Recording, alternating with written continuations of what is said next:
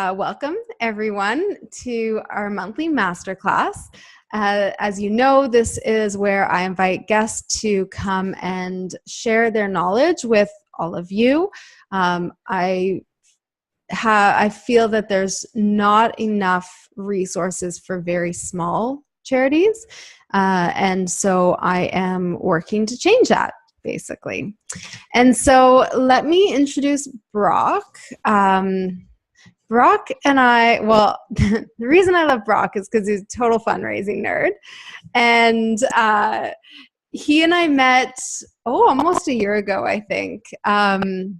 He works, I can't remember your title, War Child, doing a little bit of everything, but I think mostly annual gifts, and has a wicked blog and teaches at Humber. So Brock is awesome. I tried to combine those words. And welcome, Brock. I feel like there are Thanks for having me. Awesome. I feel like there's some technical issues, but hopefully they'll be okay. So today's topic is the donor journey. And the reason I asked Brock to come and talk about that is because I feel like small organizations get stumped here, and it's actually not as hard as it sounds. So I think most people think of donor journey and they're like, what is that? I don't know anything about it. So I asked Brock to come and share his experience and knowledge. It's not cut and dry, but I think there's a lot we can learn and some basic things that we can implement. So I'm going to start with a question, Brock. What is a donor journey and why should we care about it?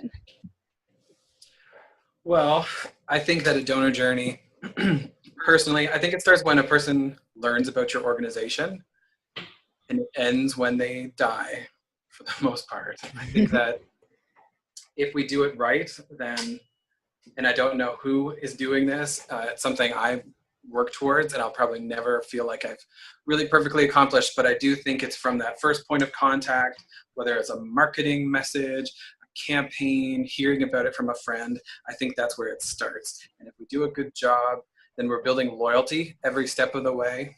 We're deepening the engagement, we're deepening our understanding of the donor, and the donor is deepening their understanding of us. And I think if we do a good job of that consistently, then hopefully we get to where most charities want to go, which is a bequest or a planned gift or some really significant way of supporting your organization. And for some people that might mean serving on a board, or it might mean using their personal networks to gain support. It's going to be different for all of you depending on what your goals and your strategy might look like. But the idea is that over time, the commitment to the cause increases and your understanding of the donor should increase right alongside.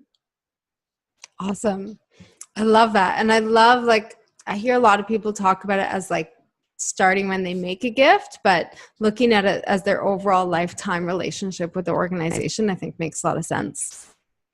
So I think brands, there are some corporate brands that figured that out earlier than the nonprofit sector, that their marketing messages, slogans, right down to the shade of red that they might use, that it all sends a message and it sets a tone for everything to follow. And charities sometimes are not doing themselves the greatest service by assuming that everything before cash in the bank gift didn't matter.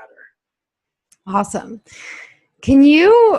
I didn't ask you this before. Can you pull back the curtain a little bit and tell us about the work you're doing for War Child, if it's not confidential or compromising in any way? But what does that donor look like for you, for your organization, and what part are you responsible for?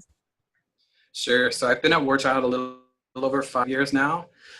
And we're a young organization compared to our peers in international development. World Vision, Plans, UNICEF, they've all had a decades and decades head start on us when it comes to developing loyalty and support in Canada. I think we've got pretty good brand recognition considering, I think 2018 will be our 19-year anniversary. So we're still a teenager. We're still very much a teenager, and our fundraising program is young as well.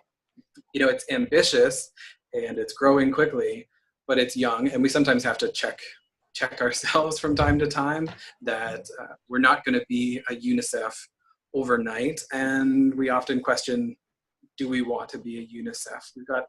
We've got a unique opportunity here of being a fairly young charity who's still, I feel, putting building blocks in place for what we want the fundraising program to become. I don't feel like we have the program we want today. I've never felt that. Maybe I'll never feel that way either. But behind the scenes, day to day here, when I started in 2012, the bulk of our fundraising program was special events focused.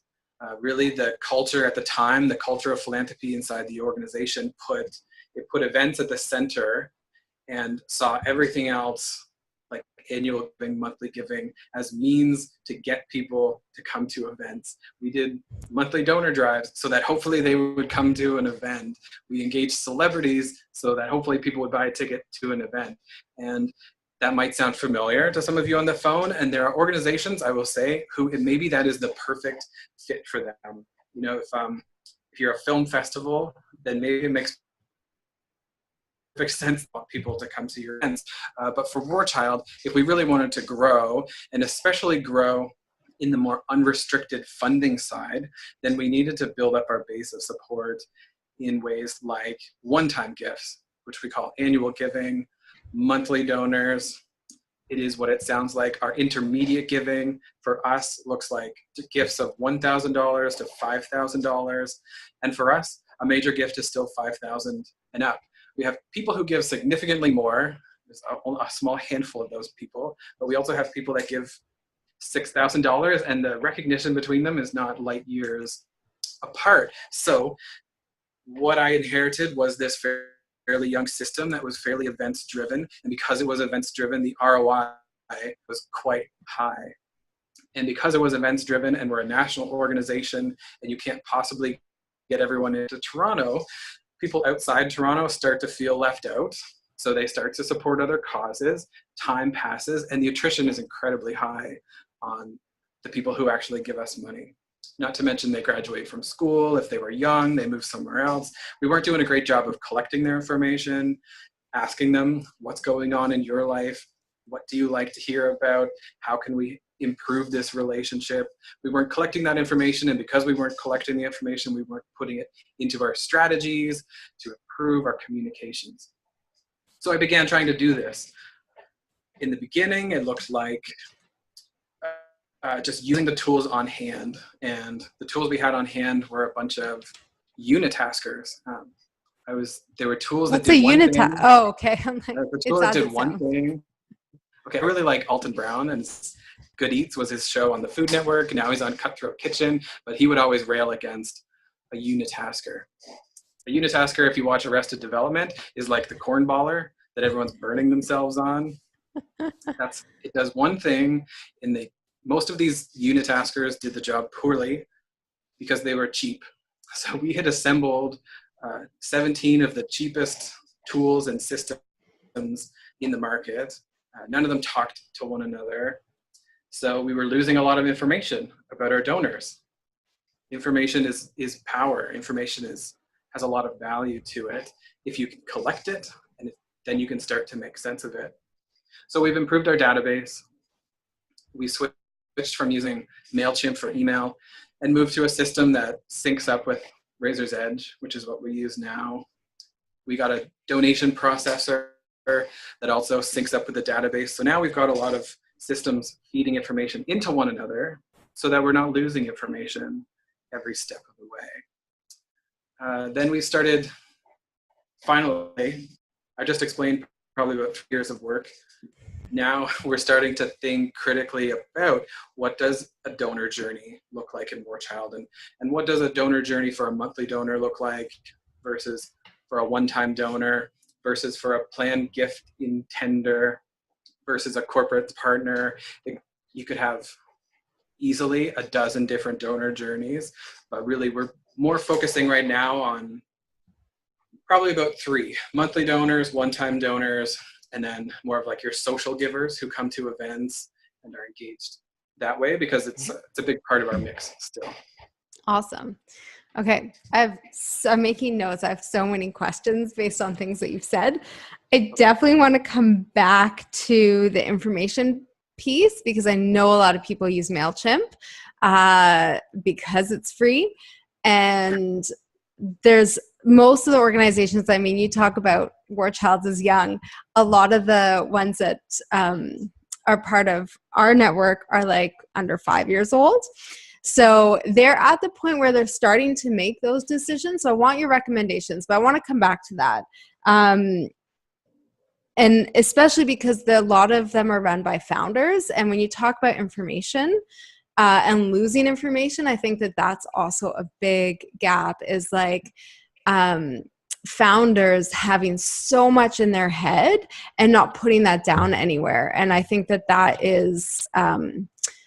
it's a big challenge. And I know from a donor perspective, especially major donors, they really are concerned about the longevity of an organization. And so it's an important investment that feels like a big investment for small organizations. But I actually want to deep dive, and I got an email before this about monthly giving.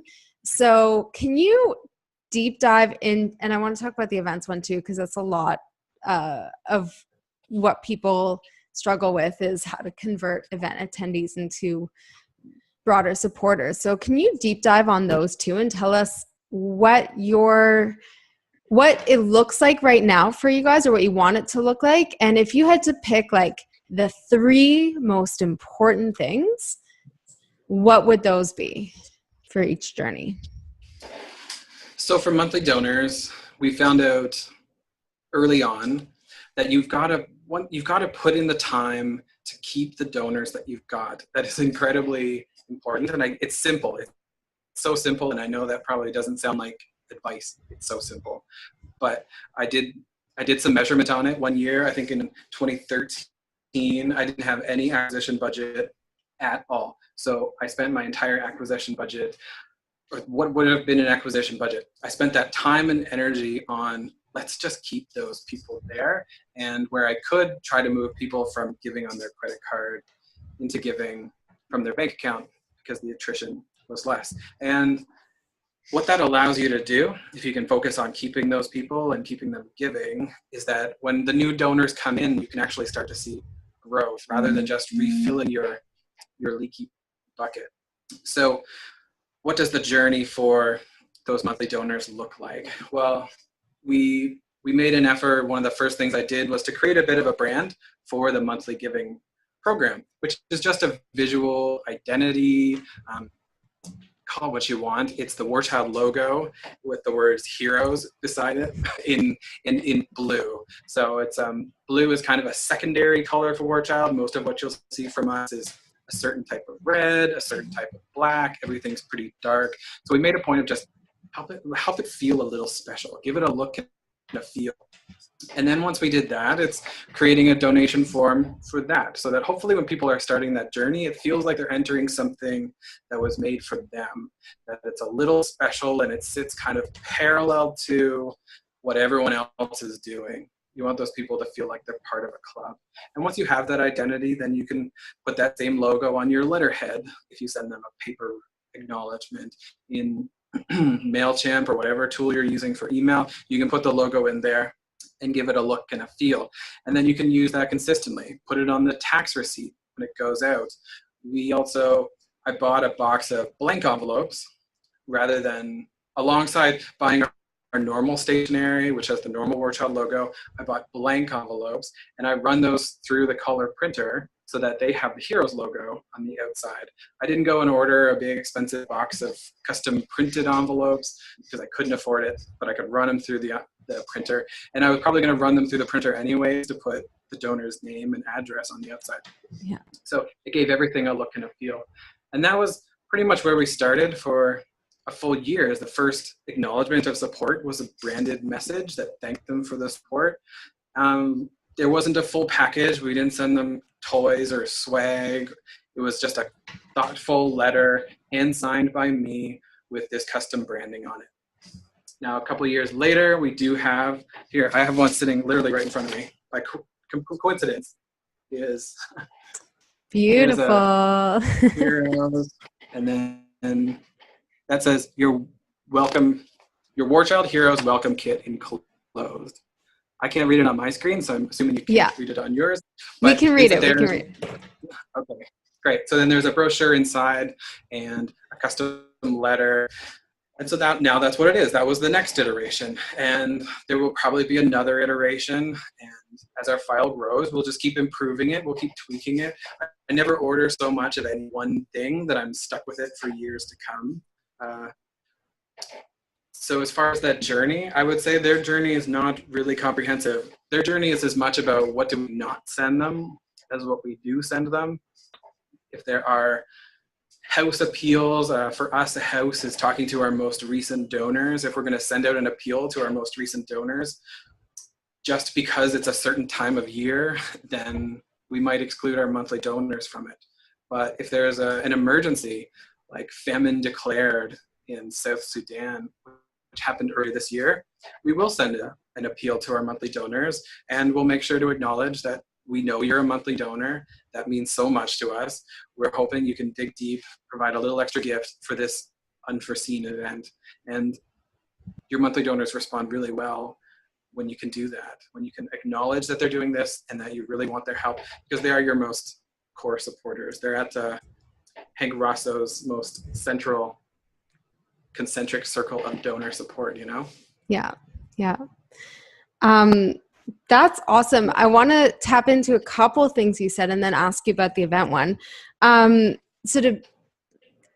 There's a few things. So sending out mailed acknowledgments is something that very few organizations I work with do, because everything is online now. Most people are giving online. What is your reaction to that? Like, should they invest that in doing something in the mail, or is online okay and it just looks and feels different? My gut, and I preface it by saying my gut, is I think there's something really nice about a paper welcome. Yeah. And if they don't want it at that point, if they haven't told you up to that point that they don't want paper, and then you send them paper and they say no more paper, great, then don't send them any more paper. But I think there is something really tactile that the faster you can get some sort of package out, even if it's just your standard sized envelope with a letter inside, hand signed by you, I think that's a really nice touch. And now if you didn't want to do that, then a second option that's not just online might be a phone call. Maybe it's just pick up the phone and tell that donor. One example that sticks in my mind is we had a receptionist at the front of our office here a few years ago now. And I was coming in, passed by her desk, and she stopped me, and she was like shocked. She said, "Brock, yesterday I signed up as a monthly donor to the Toronto Vegetarian Association." I might be getting that wrong, but it was the Toronto Vegetarian something. And I just got a phone call from them, and they recommended some really great vegetarian restaurants in my neighborhood. And that was just like, that's beautiful, right? That's beautifully simple and memorable. And if you're a small shop that gets, say, one new monthly donor a week on average, I would hope that you could do that. And if you're not working in a space like GH90, you're not recommending vegetarian restaurants to people, there might be some version of it for you, which is maybe a recent news article that you could say, I'm gonna email it to you, and I just wanted to say thanks so much because this gift means a lot to us. It helps us plan for the future, and you're very much one of our core supporters now, and I hope you know that. Totally. Yeah, I'm a big fan of the phone call. So a lot of the I'm curious to say, when you said, if you acquire one monthly donor a week, for like most of the organizations have to do a appeal, like an active appeal to get those monthly donors. And even then, once a week is, well, hopefully there's a group of them. But tell me a little bit about, are you guys passively getting monthly donors? And how does that work? Yeah. So we are, but we are lucky that we're able to do that. And where we see the most spike in that, and this is going to be only valuable, it's not going to be to anyone on the call, I don't think, but it's when our executive director, Dr. Samantha Nutt, she goes out in the media, she's on CBC regularly, she's a really public profile, and when she's out there, people fall in love with her. She's really charismatic, and we are so fortunate that we have an executive director and a founder like that who is out there drumming up interest in War Child. And sometimes it looks like a spike in online email subscribers. Sometimes it looks like a spike in one-time donors, and then there's always these passive monthly donors. So I suppose if there's a version of that tidbit that might be practical for like an executive director, single person shop, it might be that there's a lot of value in just trying to earn PR, being a public profile. It might not turn into a monthly donor right off the bat, but some people, whether or not they actually come up and tell you that they're going to do something, people are listening. People can only listen if you get onto a stage of some sort. Yeah, actually, I do think a lot of small organizations do get that PR, and also like even are thrown into PR. So I'm going to say for the Toronto Public Library a number of years ago now, thank goodness, the libraries were really under fire. And so there was this sort of, as you know, a lot of attention around that. So, and I can think of a lot of our clients who do have opportunities to talk about their work publicly, or who get invited to be part of events where they have a bit of a platform. So I think that if I'm like sending people, instead of your default is, make a donation, is the default become a monthly donor, or is it they're self-selecting? For us, it's mostly self-selecting. We've done a couple small campaigns, I'm using a relative term here, small for us, where we have intentionally gone out to sign up new monthly donors. We've done some street acquisition twice now. And I would say about 35% of our active monthly donors came through one of those sources. The bulk of our active monthly donor file right now is one-time donors that we've converted to monthly giving by using the phone. And our file is not huge. I don't mind telling everyone on this call that we have about 3,000 active one-time donors. So in a given year, 3,000 people will give a one-time gift that's not a major gift, so it would fall under $1,000. And not every telefundraising shop is interested in calling that small of a group, but you find a supplier who can, and they're out there. And the supplier that we work with is happy to take a smaller file and to have a more conversation with them. And that does really well for us. And it's, for us, very, very cost effective. So while that really direct acquisition tactic is in place, what we'd want to counterbalance it with is, what are we doing? Where are we doing it? Why are we doing it? And so that can look like stories from the field, updates on past campaigns. These are the more PR type, cause-driven stories that don't have a hard ask. And so we're always trying to balance the two. Awesome. I want the name of that call center as an aside. Yeah. Can you show us, do you have handy your welcome package, the actual, what goes in that envelope you showed us? Yes, bear with me. Yeah.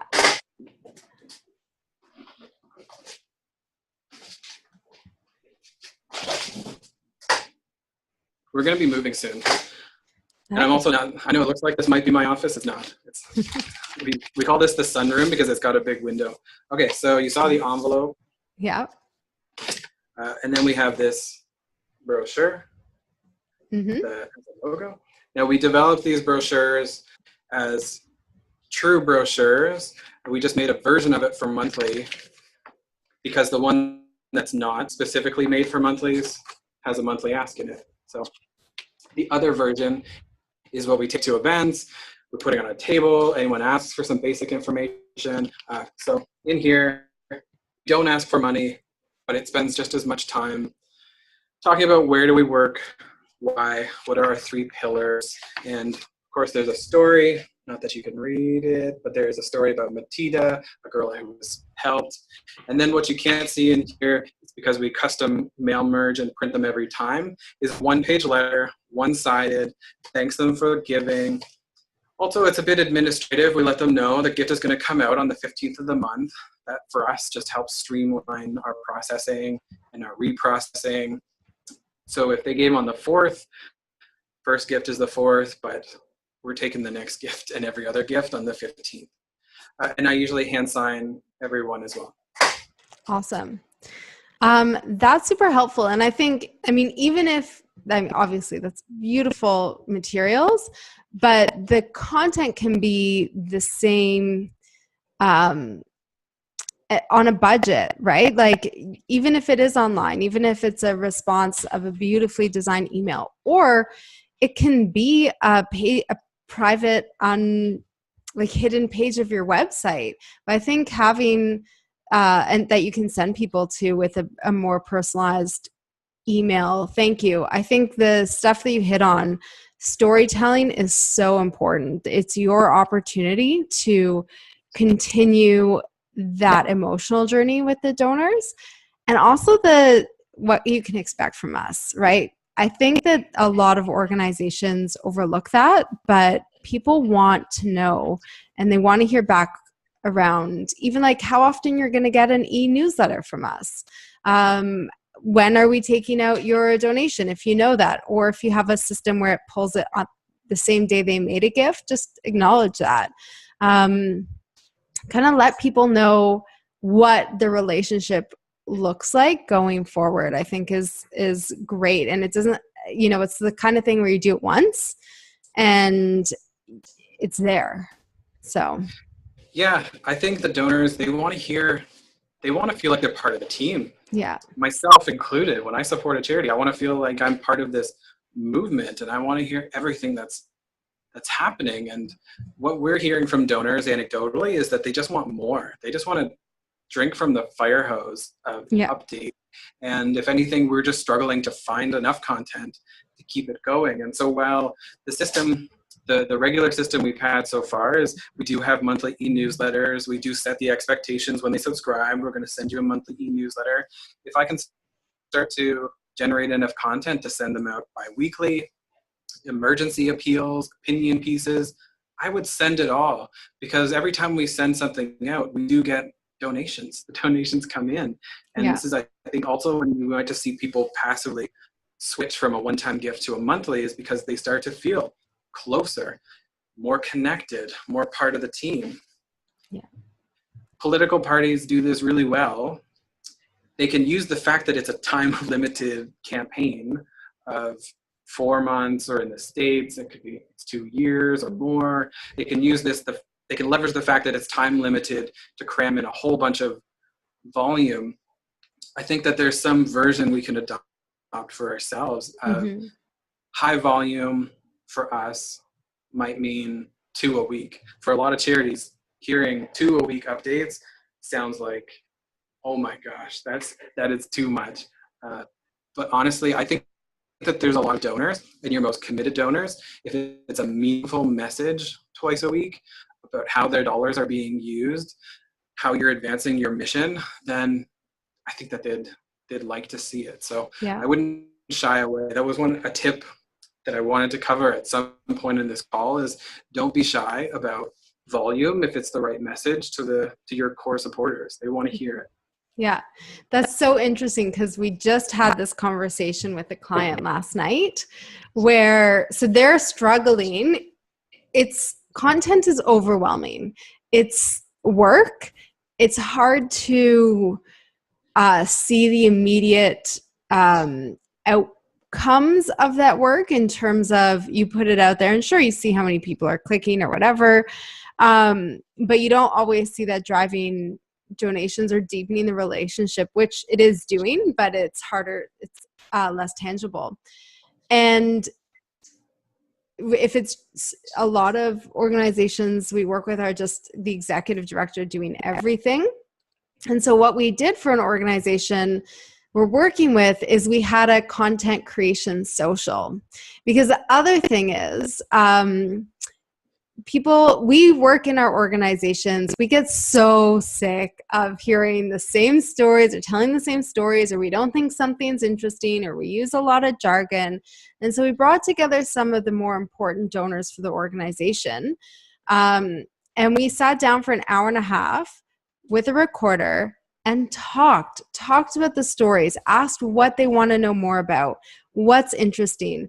Because ultimately, people want stories. They want to, again, it speaks to impact. They're relatively easy content-wise. And it's not always stories of the people you're helping. So I think we had about a year's worth of stories coming out of last night that we're going to queue up for a monthly update. And so things that we did were, of course, and this is a organization that works in Kenya. So who are the local leaders that are doing the work on the ground? Can we profile them? How do we profile donors? And what can our donors say about the organization that we can't say ourselves? So they can address some of the feedback that the organization gets around, for example, the organization does a lot of systemic change, and everyone is in the business of like, help this one child, right? And so your donor can talk about why they support that systemic change in a way that hits differently than if the organization is saying, well, systemic change is important. So donor stories, not just the people you're helping, but the people who are leading change. Other endorsements, like this organization happens to have a well-known journalist who does a lot of work for them. They can profile her 1 month. So honestly, like in an hour and a half, we had a schedule. It wasn't hard to find that content, but it took stepping outside of the executive director's own mind, engaging a few people, and the benefit is that it deepened their relationship with the organization. So this, I encourage everyone to consider or think about doing something like that. The other really interesting piece that came out of it was when we surveyed this organization's donor base, across the board, overwhelmingly, I think over 80% wanted a monthly communication. And the funny thing is the organization was like, oh, that's a lot. But I don't know about you. I hear from companies and organizations I support or buy from a couple times a week, if not more, sometimes daily. So I think a lot is very different now than it used to be. Yeah, it is. I wanted to give you an example of brainstorming, because everybody wants to be a better brainstormer, I think, or a better facilitator of brainstorming. I used to work at an agency, a direct marketing agency, and we would have beer storms. So someone would just bring in a 6-pack of beer if that helps and it fit with the culture at the time. That doesn't happen at War Child. I also really like watching YouTube. Because since I have small kids, sometimes I only get 5 minutes, and I could watch a little 5-minute thing on YouTube. And one time, it's a show that they don't make anymore, but it was called Epic Meal Time, and it was these Canadian guys who would make crazy food, like 300,000 calorie hamburgers and stuff. And one time there was like a behind the scenes. They turned the camera around, and there was a whiteboard, like the one behind me, that they at the outset broke it up into a grid, and they made one block Mexican food, Chinese food, Italian, Asian fusion. And then within each one of those, they just started naming dishes. And after about an hour, they had years worth of content. And so it took a lot of the the guesswork out of it. So there's some version of that. You described a really good one. And a good tactic I found, whenever I find conversation in a brainstorm or ideas starting to wane, I'll say, well, what's the opposite of that? What's the opposite of a donor spotlight? Well, that's probably a fundraiser spotlight. What's the opposite of an event? And so you might be looking so hard at the rock that you forget to lift up the rock and see what's underneath. Yeah. And just that I'm getting people thinking in oppositional ideas or opposites can spring on whole new things. And what have you seen that you like? And what's in popular culture? I did a brainstorm one time with Tony Ellisher, who it was huge. It was life-changing for me in terms of fundraising because it was a stream of consciousness. He just sat down, he had his iPad, and he's like, oh, it was about innovation. He's like, all right, innovation, what's new? What's new? What's in the movie? Spider-Man's in the movie, Spider swinging. Like it just went a mile a minute. And what we walked away with 100 ideas. So amazing. I love that opposite piece too. And you can profile fundraisers if you have any. Some of you don't have fundraisers, but volunteers, staff, frontline staff, if you have librarians, people they want to feel close, and they feel close to people, real people, not just like polished spokespeople. So I love that. That's super cool. So Cindy, your second point there was about frequency.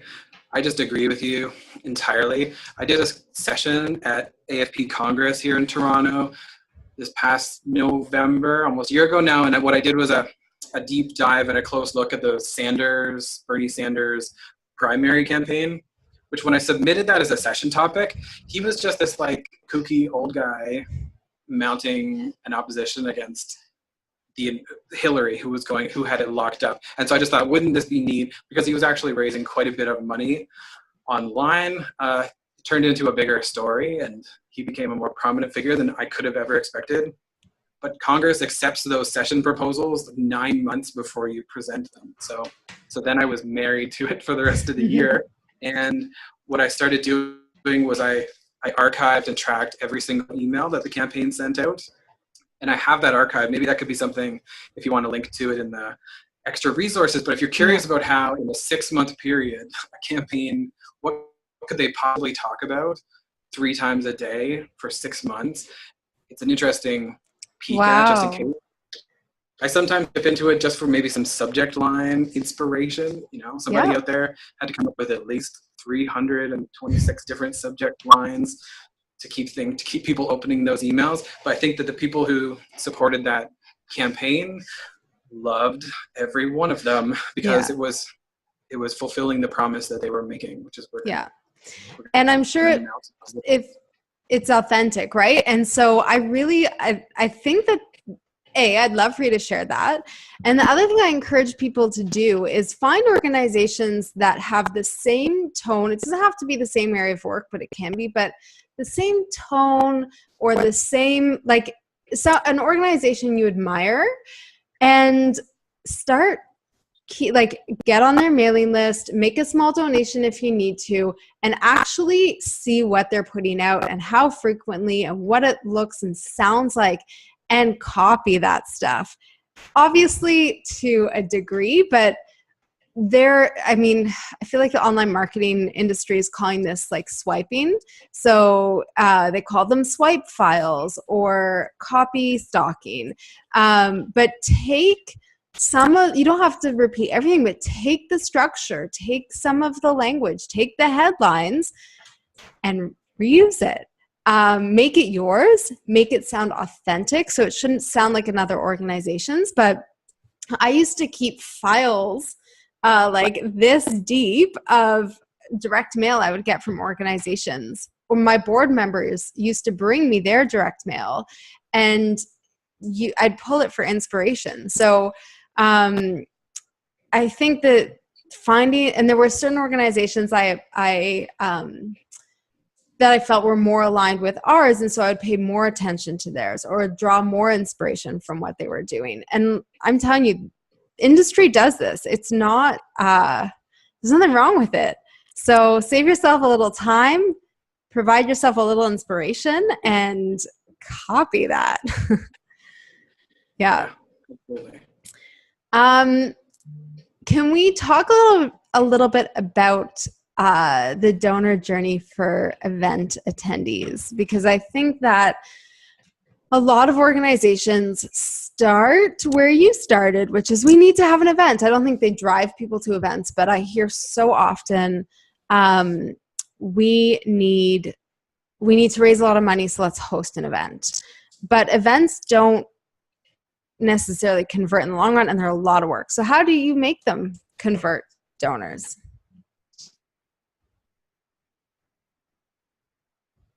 Uh-oh. You're frozen to me. Can someone tell me in the chat, is it just Brock frozen to everyone? Yeah. Brock, okay, we'll wait for him to come back. All right. There we go. One sec. All right. You there? Yeah. Perfect. That was scary. My phone just... Okay, so at War Child, we do our best to, and in recent years, I think we're doing a better job. I don't know if it's perfect, but it's important to us to create as tangible a link as possible to the work that we do. For us, that might look like if we're having a big signature event, it's worth investing in bringing someone from our field programs who can speak firsthand about what the work looks like on the ground. The nature of our work limits our ability to take donors to the field because we work in war zones. We can't, in good conscience, take donors to the places where we work because kidnapping, theft, robbery, murder, rape, they are all realities of the places where we work, and we're putting our donors into those contexts. Can I just, as a total aside, there is an industry that does that. There's like war tourism, but that's crazy. It's nuts. Yeah, that's why I say in good conscience. Yeah, I mean, could we take it's totally inappropriate. Bad idea if any of you do that work. Yeah, so for a food bank, it might look like hosting the event right in your space. There's going to be a version of it for you where you make the work seem incredibly tangible to remind people exactly what you're doing. And technology can sometimes be a crutch for this.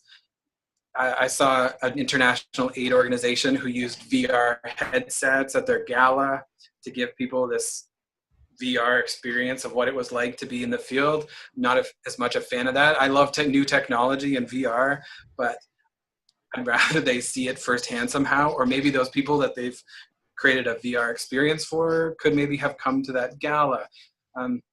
So my point is that we try to make it as tangible as possible so that despite the open bar and despite the beautiful landscape and despite the fact that they're in downtown Toronto, what they ultimately take away is the work that's being done. And then hopefully that's a bridge to the mission-focused communications that they're most likely going to start seeing afterwards.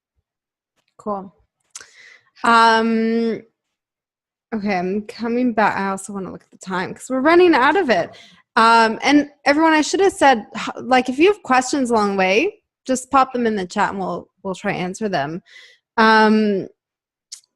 So I want to go back to the systems issue because I do think that is so hard for small nonprofits and overwhelming and expensive. And like no one we work with is on razor's edge. And quite frankly, if they were, I would say it's a big waste of their money. So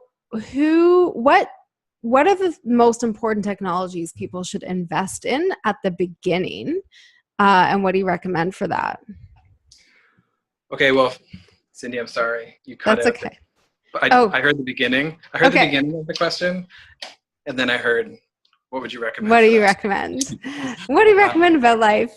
I love this. Can I just say, like, before we saw this beautiful white, like, clean space, and now we see all the boxes.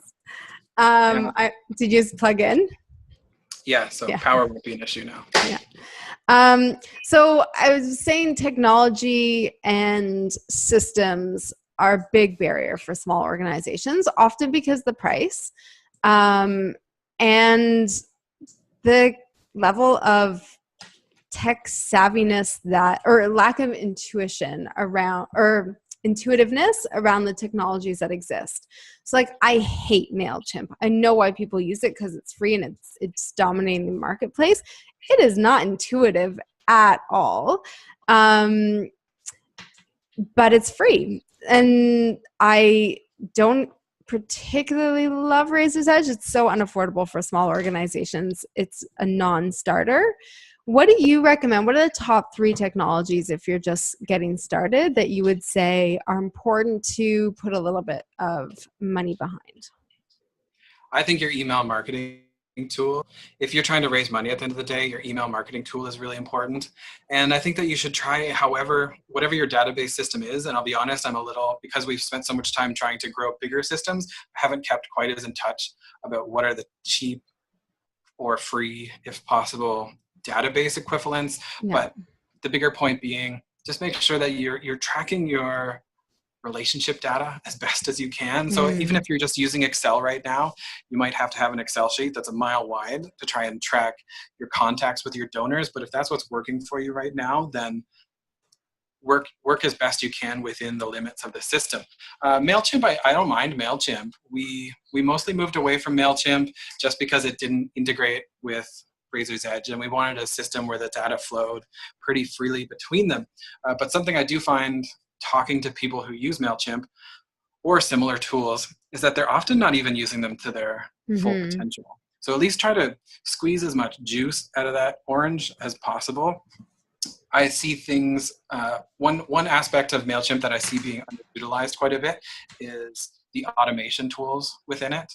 That it's not hard to have a certain sign-up form that once that person subscribes to a certain list, then a week later, a day later, you have a lot of control over this. A day later, they get this email, and 2 days after that, they get the next email, and there's your welcome series. You don't have to build queries. You don't have to build any kind of complex stationery or templates. You can have a welcome series up and running within a morning of really focused work, maybe not including the copywriting that you've done before. And it's also really easy to tweak those as well. So I would use it to the full advantage. And if you're not getting emails from MailChimp or the tool that you use, they probably all have email newsletters. They'll often send you really interesting tips. This is when I was using MailChimp primarily, they would email out like, hey, have you tried using this third-party application? One I used was called Zapier, Zapier. Have you tried doing like a Facebook lead campaign that zaps into an email welcome series? And no, so I did it. And then the next month they say, well, have you tried? They give you these suggestions. They want you to be really good at your tool, because the better you are at it, the more people will subscribe, and then your price will go up. So take their advice, try and improve it the best you can. And so if it's MailChimp, then give it a try. And the same goes for Google AdWords. If you've got a grants program, they want you to be good at it. So take advantage of the free resources. And often the free resources are pretty good for that reason of wanting you to grow. Yeah. That has to be a whole other masterclass, is the Google ad grants, because I think so few people take advantage, and it's there.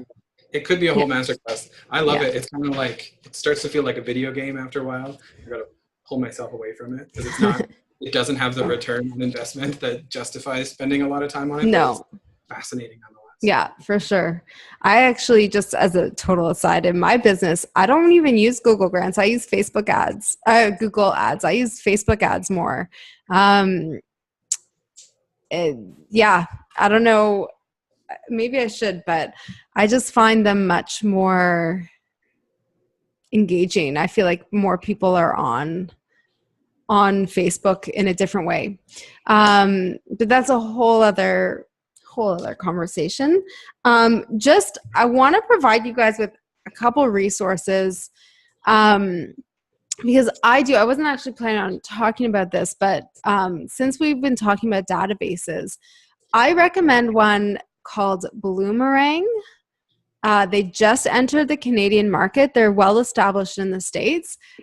My colleague Sarah, who's also on this call, and I have been playing around with it with an active file, like with one of our with one of our clients, and it's really beautiful. It's like it, and I've never ever said that about any type of database. It really, I love it. I've tried other highly recommended ones for small nonprofits like Sumac, which is not, it pales in comparison to Bloomerang. And if you email me, or I'll try to find the link now, they have a referral program. So you will get, I think, a discount if you sign up for their full program through my referral. I don't get anything in return. I just want to pass on what I recommend. So I'm going to send that around, because I agree that that is one of the most important investments you can make. And it allows you to store and look at things like who gave last year and hasn't given again this year. Those are the people you need to ask. And that allows you to evaluate your donor journey, right? Where are people dropping off the ball? How do you bring them closer? What time of year are they giving, or what are they giving in response to? Like, all that information is really valuable, not just for you right now, but if you get hit by a bus in the next, week. If you want to grow as an organization, I think that that's a very important investment. And it's, if you have less than 1,000 names in it, and I think operating budget of less than $250,000 a year, it's only like, I think $20 or $30 US a month for the first 2 years, which is insanely good. It goes up to about $100 a month, which is still really good. So that's a total plug, just because I love it and I can't stop talking about it. So one last question before I think we go. So I'm just looking back at my earlier notes, because I think, it's a bigger question than we have time for, which is the mutual understanding you talked about. So maybe we'll just leave it on this note. Unless anyone has questions, type them in the chat. But so we always think about, what are we communicating to donors or other supporters? What do we need them to know about us? But my success as a fundraiser has always been in, what do I know about them? And what are like 2 or 3 things that, again, without a lot of resources, people can do to get to know their donors? Something we use at War Child is we use surveys quite a bit. And it was a shift for me earlier this year to stop thinking about surveys as this big thing, like a blanket that goes over the whole file. We decided to use this. There's a small survey functionality within Luminate, which is what we use. It's a Blackbaud product. They have surveys inside this whole tool. And I decided to do more micro surveys. So there's in every email, there's a little tell us more about you. Did you like this email? Tell us more.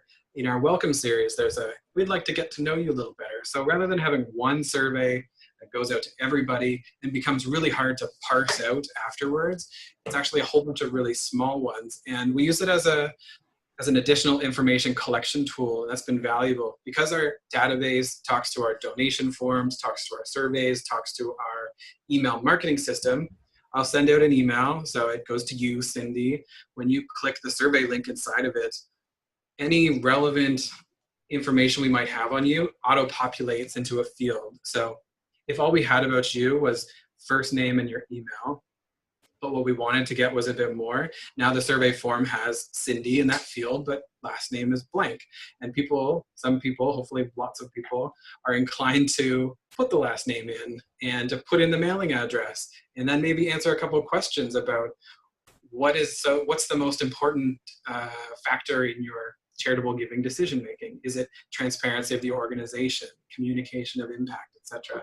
And maybe you want to seed in there, like we have, do you have a will? Have you included War Child in your will? If not, would you like more information? And then those responses get sent straight to my inbox. And it also goes straight into Razor's Edge. So we're just increasing the amount of information we have on people, and by doing it in small little bits and pieces rather than one big honkin' survey that shows up and looks really scary and daunting, we seem to be doing just as well with it. And we can also, when it comes in as a trickle rather than as a giant bucket of information, when it comes in as a trickle, I find it a little more easy to action. So if I get a response in my email that says, I loved seeing Dr. Samantha Nutt on the news last night, I'd love to see more of her, I can write back right there, thanks, we do too, can't wait to blah blah blah. Yeah. Or like, here's a YouTube video of when she was on this thing. Yeah, so I can fire these things out. But if these were to show up to me like 600 responses in my inbox on a Tuesday, I'd never get to those. I'd be so daunted by the size of it. I love that. I'm going to ask you to follow up with the most, send to me and I'll forward to everyone. Like, what are the best questions you've gotten responses to in those? Because I'm going to steal that idea.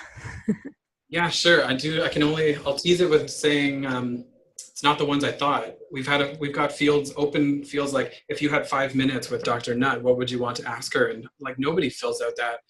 I thought that would have been an interesting one. It's cool. It's more than, Cool. I can't wait to see that. All right. Haley had a question regarding in-person events. So you talked about having that tangible experience or putting the mission in front of people in a really tangible way. So what if you can't bring someone in, which is very realistic for a lot of organizations? Do you have any other examples or specific things that you've seen that can create that connection? Yeah, an example that comes to mind, a charity that I love based here in Toronto. They are a national charity. They're called Stopgap Foundation. I love Stopgap. Oh yeah, we've talked about this. All right, so if you're not familiar with Stopgap, their mission essentially is to provide single-step ramps for doorways that would have otherwise been inaccessible. So in certain neighborhoods in Toronto, like I'm in Little Italy, or if you're in Kensington, they're all over the place now. It wouldn't be uncommon to see a very brightly colored ramp leading into a doorway of a store. And these are actually, legally, they sit in a bit of a gray area because by municipal law, you're supposed to have like a lift system, and these things cost a lot of money that the average family-owned coffee shop probably couldn't cover. So they're getting away with it, but they also work actively to try and lobby for variances and whatnot. They had a big event to really launch a new website and to launch the idea of to launch the idea of Stopgap as a really big national scoped charity. And what Luke, the founder, did is they included, they had an auction of ramps that they built that artists decorated. So these were pretty standard ramps, 6-inch lift, so they're probably, 2 feet by 2 feet, but they were a ramp, full on, in every way. They were a ramp, but artists made whatever, like a piece of art out of it, and they were incredible. And there was probably 25 of them, and they probably each sold for between $500 and $2,000 each because they were really beautiful pieces of art. I tried to win one, and I couldn't, but there was an example of an unavoidable reminder of exactly what this charity does. It makes ramps. That's partly what I love, is it's so simple. What do you guys do? I make ramps. Yeah. What are you looking for? Places that don't have ramps. That's it. And I love that so much. I've volunteered and helped build ramps, but that was a good example of an event where you could not avoid and you could not leave feeling like you weren't exactly sure what this charity did. Yeah. Again, going into spaces. So having having unfancy events. That's not a word, but I think a lot of people are sick of gala type things, and the more you can make all the decisions about the kind of event you want to have match your mission and the work that you do. It doesn't always have to be a speaker. It can be imagery. It can be location. It can be decor. It can be other speakers who have a personal connection or who support the work, their stories. It's just thinking about even like what the theme is of the event. So all these little decisions, how do they reinforce the work that you're doing. Two things before we go, and we still have time if anyone else wants to ask something. So I put a link in the chat to this slide deck that Brock uses when he teaches about donor journeys. So he's provided that for you guys if you want it. It's just in Dropbox. You can pull it there. The other thing that I actually discovered today, so again, I'm really excited about it, but in Google Docs, apparently there is a way to dictate. So going back to like the very beginning of our discussion around content creation, I think that is a huge opportunity, is just to sit down in front of your computer and talk to it.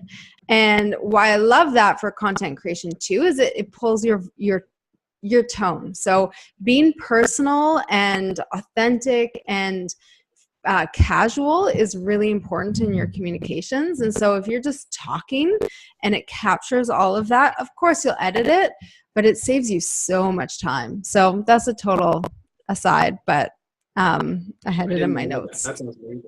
Yeah, I love dictating. It's the best. All right, Brock, thank you so much. This was, for me, so fun. I love, I think that you are so on the ball in terms of what is worthwhile pursuing. And I think that there's actually a lot of it that translates to small organizations, even though it can feel super big and overwhelming. So, and thank you for not using crazy jargon. Yeah, thank you. I thought that was really helpful. No problem. Thanks for having me. And for everyone who's on the call, please, connect with me on LinkedIn. Consider me a resource if I can be. Don't hesitate to ask. I really enjoyed this, and I feel like we only scratched the surface. So if you feel like I only scratched the surface and you want to have a part two, please don't hesitate to ask. We just may have to do that. All right. Thanks, everyone. Bye. Thanks, everyone. Brought to you by the Good Partnership.